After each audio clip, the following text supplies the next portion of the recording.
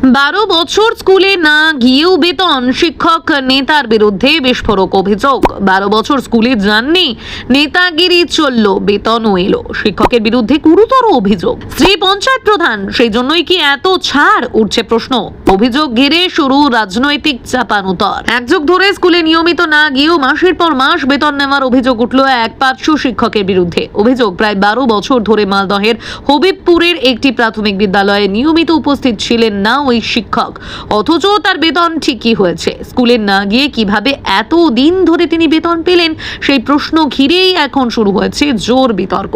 অভিযুক্ত শিক্ষক আবার এলাকায় সক্রিয় তৃণমূল নেতা হিসেবেও পরিচিত বলে দাবি স্থানীয় বিজেপি নেতৃত্বের।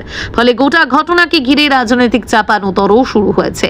ঘটনাটি মালদহের হবিবপুরের ব্লকের জাজুইল গ্রাম পঞ্চায়েত এলাকার আইহো চক্রের কাঁঠাল বানপুর প্রাথমিক বিদ্যালয়ের পার্শ্ব শিক্ষক মৃগাঙ্ক মোহন রায়ের বিরুদ্ধে এই অভিযোগ জমা পড়েছে শিক্ষা দপ্তরে।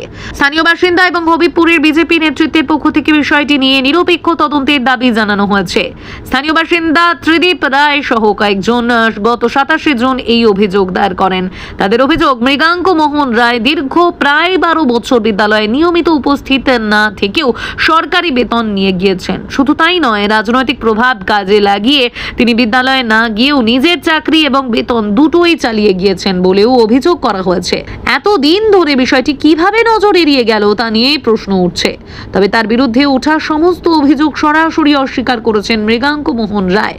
তার দাবি, 12 বছর স্কুলে না যাওয়ার অভিযোগ সম্পূর্ণ ভিত্তিহীন। শারীরিক অসুস্থতার কারণে কিছু সময় বিদ্যালয়ে যেতে পারেননি তিনি, কিন্তু সেই ঘটনাকে বাড়িয়ে দেখিয়ে রাজনৈতিক উদ্দেশ্যে তার বিরুদ্ধে অভিযোগ করা হচ্ছে বলে দাবি করেছেন তিনি। অভিযুক্ত শিক্ষকের আরও দাবি, তার স্ত্রী বর্তমানে জাজুইল গ্রাম পঞ্চায়েতের প্রধান। স্ত্রীকে প্রধানের পদ থেকে সরিয়ে দেওয়ার জন্যই পরিকল্পিতভাবে তাকে নিশানা করা হচ্ছে। তার অভিযোগ, ফোন করে তাকে হুমকি দেওয়া হয়েছে এবং তার স্ত্রীকে পঞ্চায়েত প্রধানের পদ থেকে ইস্তফা দেওয়ার জন্য চাপ দেওয়া হচ্ছে। এলাকার কয়েকজন বিজেপি নেতা এই চাপের পিছনে রয়েছেন বলেও দাবি করেছেন মৃগাঙ্ক। যদিও এই অভিযোগের নিরপেক্ষ তদন্ত প্রয়োজন বলে মনে করছেন স্থানীয় মহল।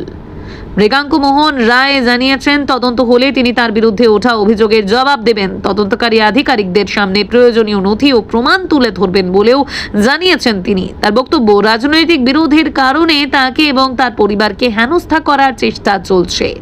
অন্যদিকে বিদ্যালয়ের প্রধান শিক্ষক নিশীথ কুমার পালের বক্তব্যেও উঠে এসেছে কিছু গুরুত্বপূর্ণ তথ্য। তিনি জানিয়েছেন, মৃগাঙ্ক রায় মাঝে মাঝে বিদ্যালয়ে অনুপস্থিত থাকতেন। তার স্ত্রী পঞ্চায়েতের প্রধান হওয়ার পরেও তিনি সবসময় স্কুলে নিয়মিত যেতেন না বলে জানিয়েছেন প্রধান শিক্ষক। তবে একই সঙ্গে তিনি স্পষ্ট করে দিয়েছেন, টানা 12 বছর স্কুলে যাননি এমন তথ্য সঠিক নয়।